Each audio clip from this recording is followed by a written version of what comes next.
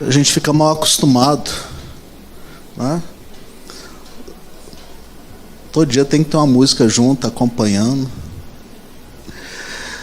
Lucas capítulo 5, a partir do verso 17.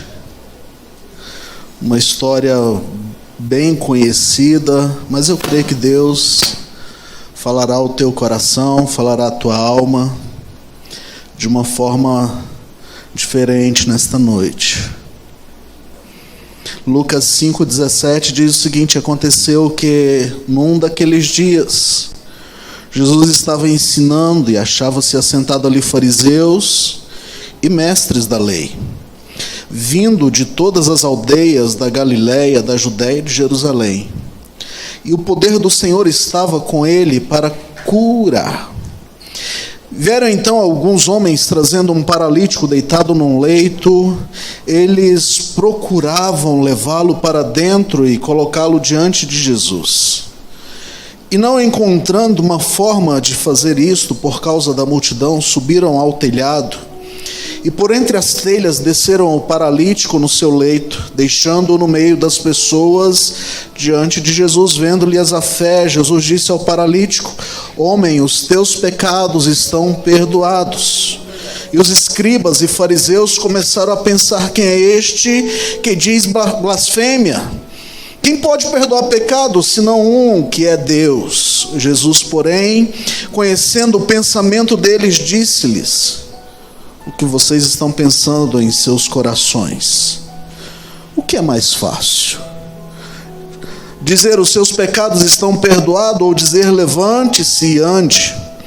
Mas isto é para que vocês saibam que o Filho do Homem tem autoridade sobre a terra para perdoar pecados.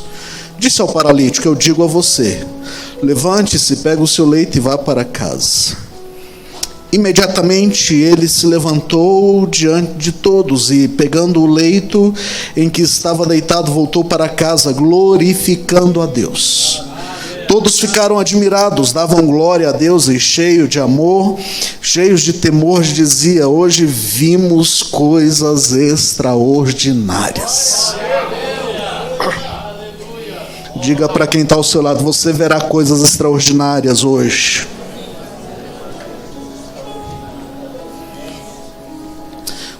O tema da palavra: o que é mais fácil?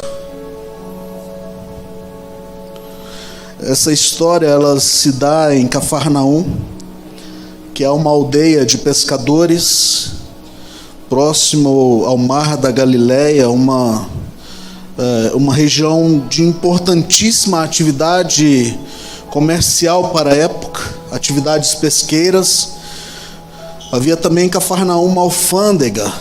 Se lembra de Levi quando se converte? Ele estava nesta cidade. Ele estava cobrando impostos e Jesus passa e fala para ele: Levi, Mateus, não é o que você está fazendo? Vem, segue-me. Ele estava nesta região. Havia também uma guarnição, né, onde o centurião de Cafarnaum trabalhavam. E também havia uma sinagoga. É interessante a gente entender que Cafarnaum estava numa região de caminhos que conduzia à Síria, ou seja, era uma das principais rotas em todo o Oriente Médio, que alcança o Mediterrâneo e o Egito. Jesus morou em Cafarnaum, como alguns dos seus discípulos: Pedro, Tiago, André, João, Mateus. O texto que narra em Marcos, no capítulo 2, essa mesma história, nos mostra a seguinte situação: Jesus lida com vários grupos presentes naquela reunião, ou em qualquer reunião que Jesus estava, havia vários grupos de pessoas. As pessoas nessa região, elas tinham um coração e intenções diferentes. Como muitas vezes nós viemos à igreja com um coração e intenções diferentes. Havia os convidados por amigos, parentes, família. Outros eram incentivados a estarem ali para ouvir a palavra de Deus. Não é coisa não diferente dos nossos dias, né? Muitos são incentivados por famílias, são convidados por amigos. Mas é interessante que Marcos, no capítulo 2, o versículo de número 2, diz que logo se ajuntaram tantos que nem ainda nos lugares junto à porta cabia e anunciava-lhe a palavra, né? Mas tinha um grupo ali que era diferenciado, um grupo de 4 amigos que trouxeram aquele paralítico.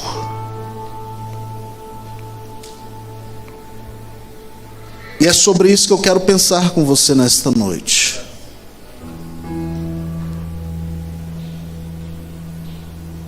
Gente que trabalha, gente que se dispõe a cumprir o chamado do Senhor Jesus, gente que aceita e entende a urgência e a necessidade de se envolver na obra do Senhor Jesus.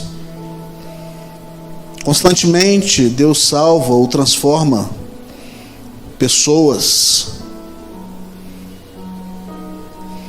E essas pessoas muitas vezes elas precisam de uma injeção de ânimo, de um incentivo, né? É bem verdade que todos nós, no início da nossa caminhada, por vezes a gente fica olhando a situação e a gente vai naquela correria, naquela empolgação. No meio da caminhada a gente começa a pensar, será que vale a pena abrir mão de tudo para andar com Deus, para ter uma vida com Deus? E nesse momento nós precisamos de ter pessoas ao nosso lado para nos motivar a caminhar, para nos encorajar. Fala, vamos. Precisamos ter alguém do nosso lado.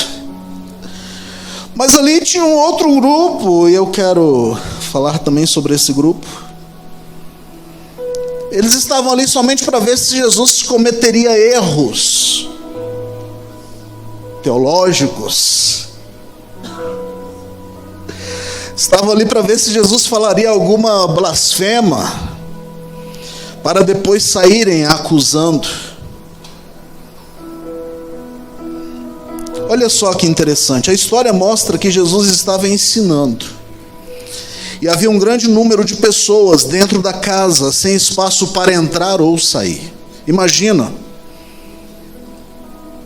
E ali aparece um grupo de amigos motivados por sua fé e tamanha compaixão pelos seus, que era um paralítico que estava ali, e o levam até Jesus.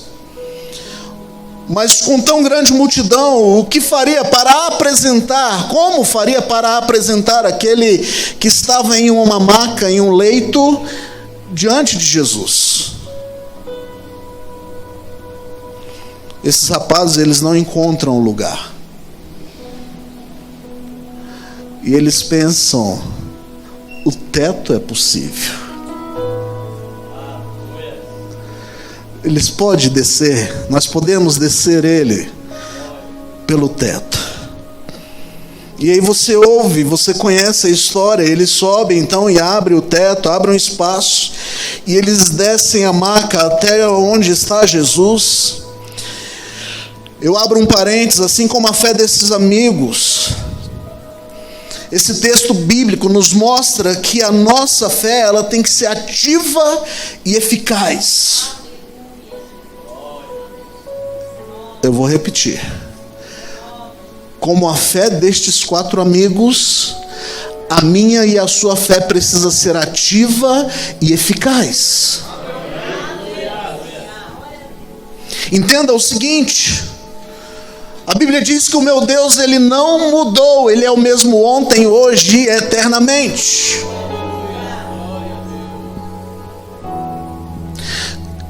A pergunta que fica, quem mudou?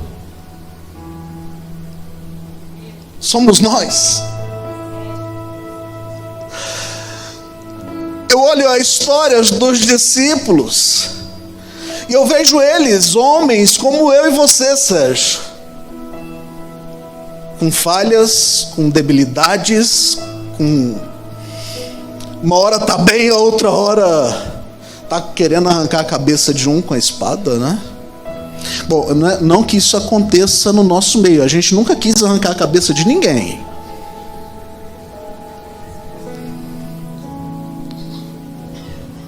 Só a orelha, né? Como Pedro fez.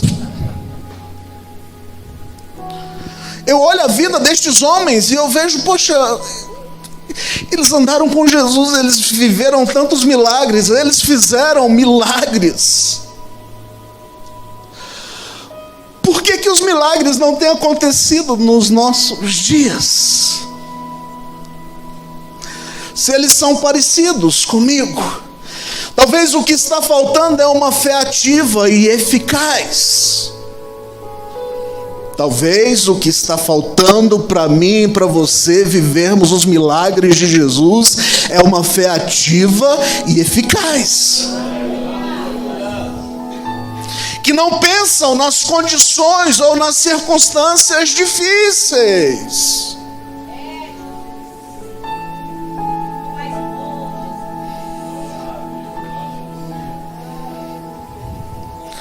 Sabe, a gente coloca tanto empecilho para Jesus, sim ou não?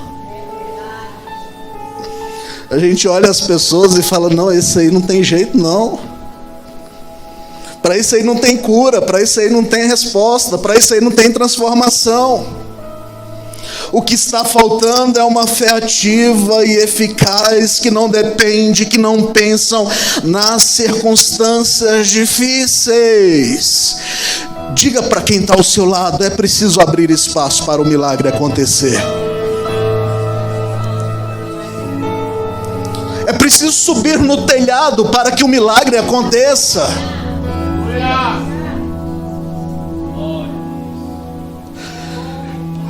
É interessante que Jesus vê a fé dos 4 amigos. Ele não vê a fé do paralítico. Ele olha e vê os homens lá em cima e fala, pela fé de vocês ele vai ser curado. Pela fé daqueles que abriram o espaço, daqueles que abriram o telhado, o milagre aconteceu. Aleluia! Ei! Nesta noite Jesus está procurando homens e mulheres que estejam dispostos a abrir espaço para que o milagre aconteça. Ele está chamando homens e mulheres que estejam dispostos a subir no telhado e abrir espaço para milagres acontecer. É interessante que Jesus age de forma intencional. Não apenas para curar, mas para mudar todos os aspectos da vida daquele homem. Jesus cura aquele homem no aspecto físico, mas traz uma transformação interior.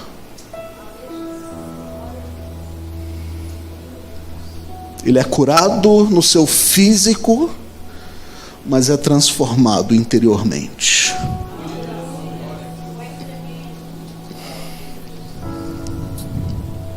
Sabe, a transformação integral deste homem, ao receber o perdão dos seus pecados, ao receber a cura física para o seu corpo, ele sai realinhado fisicamente, mentalmente e espiritualmente, na compreensão de que Jesus é o Filho do homem e tem autoridade sim para perdoar pecados. Os fariseus começaram a questionar, quem é este homem? O que ele acha que é para perdoar pecados? Eles começaram a pensar dentro deles, nas suas mentes, quem é este homem? Mas aquele que foi curado, aquele que foi perdoado, ele tinha consciência e certeza, este é o que pode purificar e perdoar todos os pecados. Imediatamente o homem levanta. É incrível isso. Ele pega o leite em suas mãos e volta para casa glorificando a Deus. Imediatamente. A gente hoje quebra um dedo e você tem que fazer fisioterapia, não é? Tem que fazer fisioterapia para o dedo voltar a funcionar de novo. Esse homem está deitado em uma maca, paralítico. Jesus olha para ele: levanta e anda, vai meu filho, vamos. Pega aí seu leito e vai para sua casa. Imediatamente ele pega a maca e sai andando.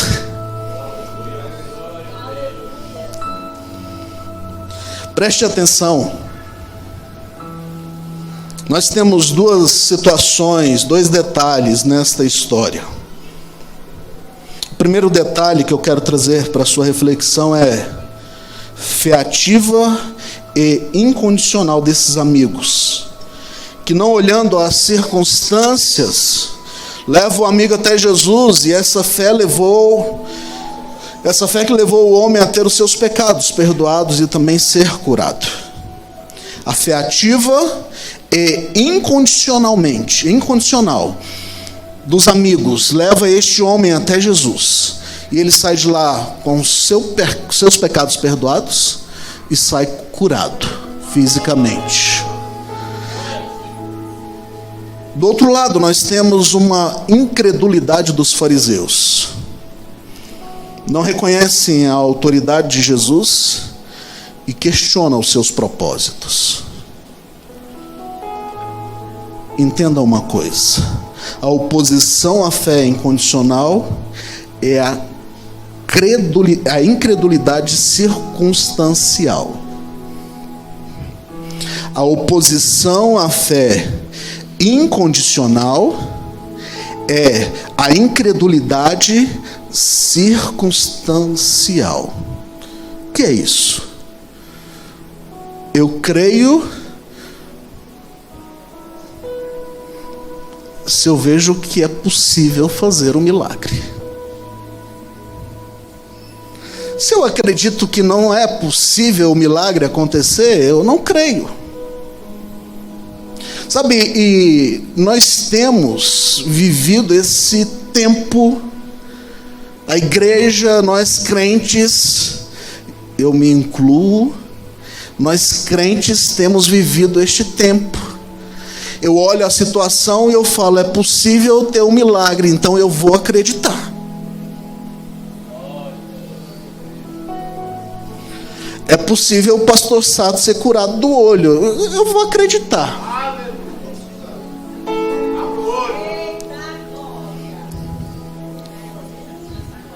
Jesus pode usar os médicos, né? Pode ter um remédio.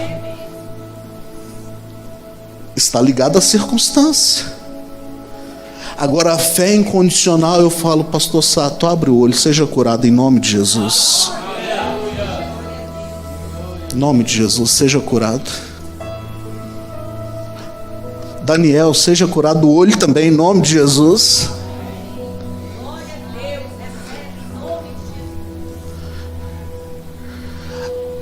Ela não está presa à circunstância, mas é incondicional. Eu creio que Deus vai fazer e pronto.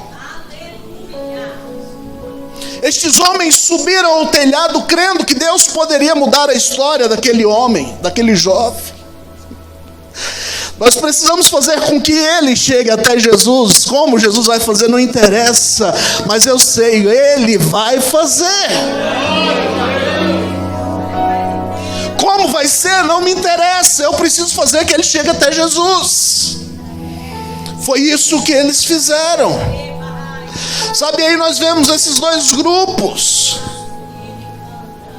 Isso nos leva a meditar se a fé que eu tenho em Jesus é incondicional. Eu prego que a minha fé é incondicional. Mas quando vem a circunstância, será que ela continua ainda incondicional? Será que quando eu vejo os montes crescendo à minha frente, a minha fé continua ainda incondicional? Jesus disse que se nós dissermos ao monte: saia desse lado e vai para aquele, vai acontecer. A minha fé não pode ser circunstancial. Diga para quem está ao seu lado, vai. A sua fé não pode ser circunstancial. Diga para o outro, diga, vai.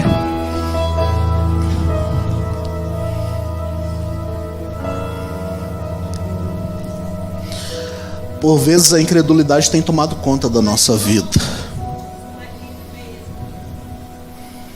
Por vezes a incredulidade tem reinado em nossos corações. E estamos no grupo não dos 4 amigos, Adriana, mas no grupo dos fariseus, dizendo: isso aí não é de Deus. Deus não faz desse jeito.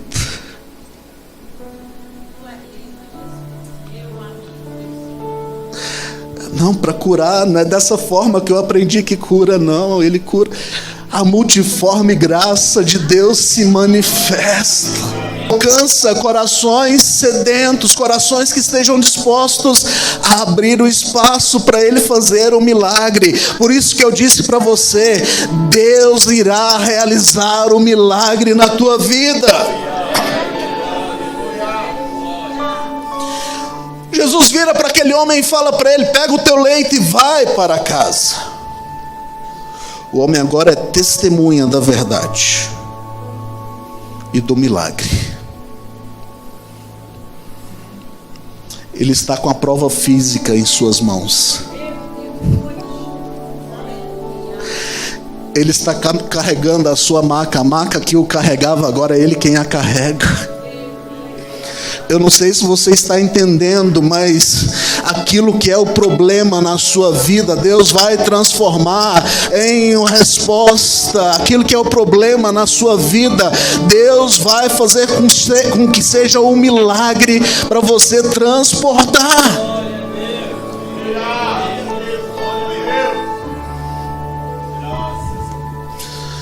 Ele agora tem a resposta, ele tem a verdade, ele tem a prova em suas mãos. Mas não só isso, ele tem o testemunho vivo no seu coração. Sabe, isso é interessante, porque ele ouve do próprio Jesus: levanta, pega a tua maca e vai para a tua casa. Mas não só isso, ele ouve do próprio Jesus: os teus pecados estão perdoados. O que é mais difícil? Ou o que é mais fácil? Sabe, Jesus, ele fala com os fariseus: olha, vocês não entendem de nada. Isso na versão Ricardo Spurling, por favor, permita. Vocês não entendem nada. Mas este homem, ele está saindo com os pecados perdoados. Está saindo restaurado espiritualmente. Ele está saindo daqui renovado, com a sua aliança renovada com o Senhor. E também ele sai com a cura física. Ele sai com a transformação completa. O que é mais fácil? Foi a pergunta que eu fiz no início. Para Jesus as duas coisas eram muito fáceis. Tanto curar quanto perdoar o pecado. Ele fez. Ele fez. Mas ele fez questão de mostrar a sua autoridade, sendo o Filho de Deus, sendo o detentor de todo o poder nos céus e na terra, sendo aquele que pode mudar a história, que pode transformar o ser humano por completo. E aí eu chamo a sua atenção para uma terceira situação. Ele fala para aquele homem, em primeiro: os teus pecados estão perdoados. Sabe o que eu entendo? Para Deus o mais importante é nos restaurar espiritualmente.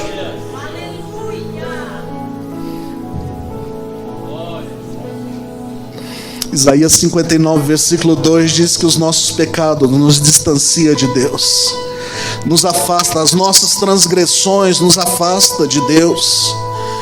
Mas quando eu leio essa história, quando eu leio este texto, eu vejo um Deus disposto a restaurar aquilo que nos distancia dele. Sabe, eu concluo dizendo: para Deus não há nada impossível. Perdoar pecados ou curar, para Ele é fácil. Só depende de mim, de você abrir o coração e falar: Senhor, eis-me aqui. E eu estou crendo nesta noite que milagres acontecerá na sua vida, na sua casa, na sua família. Respostas de Deus virá a teu favor, a direção de Deus virá sobre você, você viverá os milagres de Deus. Este homem sai curado e sai perdoado. Ele sai curado e ele sai perdoado.